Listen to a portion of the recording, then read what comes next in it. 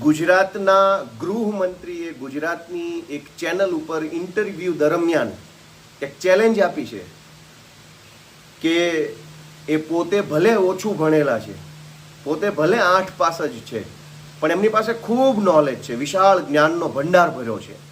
કેમ કે તેઓ આઈએએસ આઈપીએસ પાસેથી શીખે છે, નેતાઓ પાસેથી શીખે છે અને રોજ શીખે છે. એટલે એમની પાસે એટલું બધું નોલેજ છે કે એ પોતે કોઈ પણ વિષય ઉપર ખુલ્લા મંચ ઉપર જાહેરમાં ચર્ચા કરવા માટેની ચેલેન્જ આપે છે. આ ચેલેન્જને ગોપાલ ઇટાલિયાએ સ્વીકારી છે.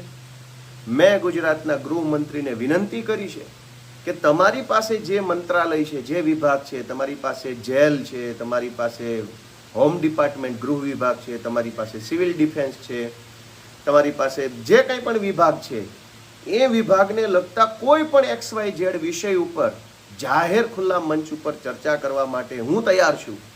ગુજરાત પણ તૈયાર છે. લોકોને જાણવું છે, લોકોને સમજવું છે, લોકોને પણ જેમ વેસ્ટર્ન કન્ટ્રીઝની અંદર નેતાઓ વચ્ચે ડિબેટ થાય છે, જનતા પોતે વિચારી શકે એવી રીતે જાહેર પ્લેટફોર્મ ઉપર ચર્ચા થાય છે, એવું ગુજરાતમાં પણ થાય એમ જનતા ઈચ્છે છે. માટે મારી ગુજરાતના ગૃહમંત્રીશ્રીને વિનંતી છે કે ચેનલ પણ તમે નક્કી કરો, એન્કર પણ તમે નક્કી કરો, મુદ્દો પણ તમે નક્કી કરો, સમય પણ તમે નક્કી કરો, તારીખ પણ તમે નક્કી કરો, જગ્યા પણ તમે નક્કી કરો, ઓડિયન્સ પણ તમે નક્કી કરો.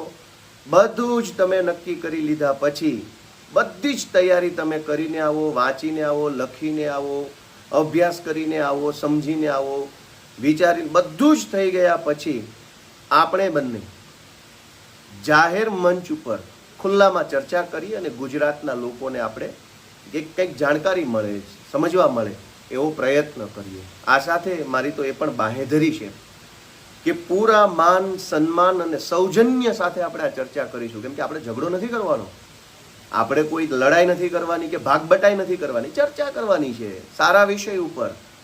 તો ગૃહમંત્રી નક્કી કરે તે વિષય ઉપર, ગૃહમંત્રી નક્કી કરે તે ચેનલમાં, ગૃહમંત્રી નક્કી કરે તે એન્કરની હાજરીમાં ગુજરાતના વિષય ઉપર ગુજરાતના યુવાનો, મહિલાઓ, બાળકો, કાયદો, વ્યવસ્થા, જેલ, પોલીસ, દારૂબંધી, જે કાંઈ વિષય ગૃહમંત્રીને યોગ્ય લાગે તેના ઉપર આપણે ચર્ચા કરવી છે.